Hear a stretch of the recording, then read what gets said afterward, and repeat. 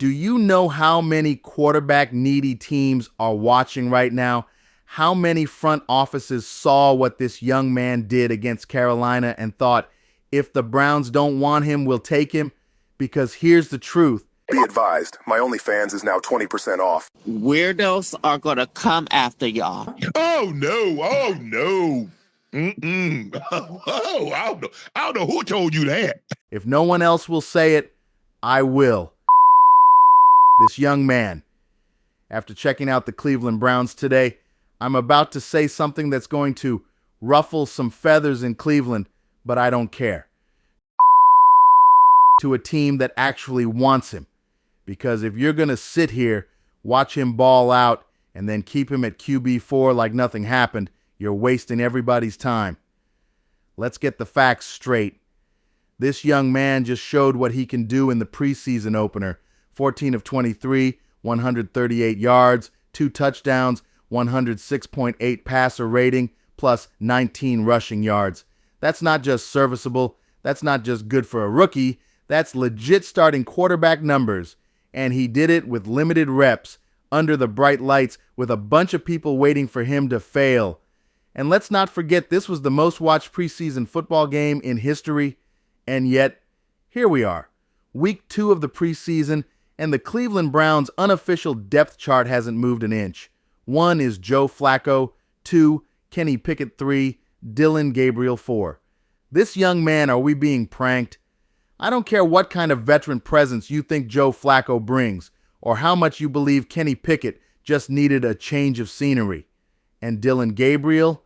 Respectfully, he hasn't taken a single NFL regular season snap, but somehow this young man, who just cooked in his first taste of NFL action, is still being treated like the kid in gym class picked last for dodgeball. Let's call it what it is, politics. The NFL does this all the time. Draft status matters more than production. Who you know matters more than what you do on the field. They'll bury a talented player to save face on a decision they made months ago. And for Cleveland, this is dangerous and foolish. Do you know how many quarterback-needy teams are watching right now? How many front offices saw what this young man did against Carolina and thought, if the Browns don't want him, we'll take him?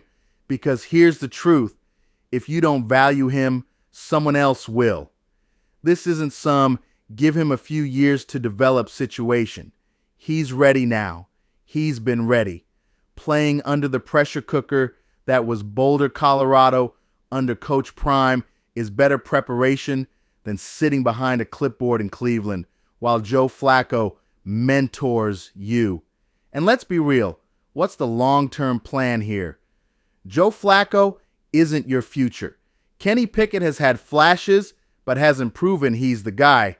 Dillon Gabriel is a rookie just like this young man, except one of them has already shown he can command an NFL offense in a game situation.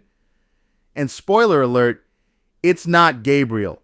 So why is this young man still quarterback 4? Either you're blind or you're scared to shake up the depth chart because it'll make you admit you've been wrong since draft day. Here's the solution. If you're not going to give him a real shot in Cleveland, send him somewhere that will. Let him compete for a starting job. Let him develop with first-team reps instead of holding a clipboard and wondering why he's being treated like a camp arm. Because the longer you keep him buried, the more likely it is that when his chance finally comes, it's going to be with another team. And when that day comes, Cleveland will be watching him win somewhere else, wondering how they let it slip through their fingers. And Tony Grossi? Oh, you already know he'll have a column ready, acting like he saw it coming all along. So here's my message to the Browns front office. Wake up. This young man is the steal of the 2025 draft, and every week you keep him on the bottom of the depth chart is a week you're wasting his prime.